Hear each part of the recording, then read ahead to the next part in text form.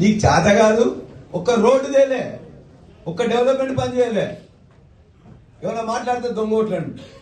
దొంగోట్లు నీయి, నీ కోడల పేరు, నీ పేరు, నీ కొడుకుల పేర్లు చేడియాల్లో ఉంటాయి, నర్సాపల్లిలో ఉంటాయి, జనగాంలో ఉంటాయి, షామీర్పేటలో ఉంటాయి, 4 చోట్ల ఓట్లు ఉంటాయి.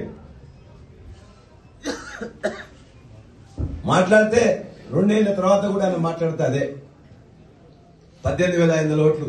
18,500 ఓట్లు దొంగ ఓట్లు ఉంటాయా? ఒక ఊర్లో 131 గ్రామాలు, 277 బూతులు.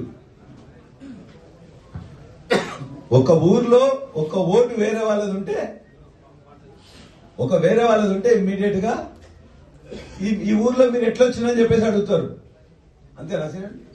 అడుగుతారా లేదా కిరణ్? ఊర్లో అట్లుంటాయా?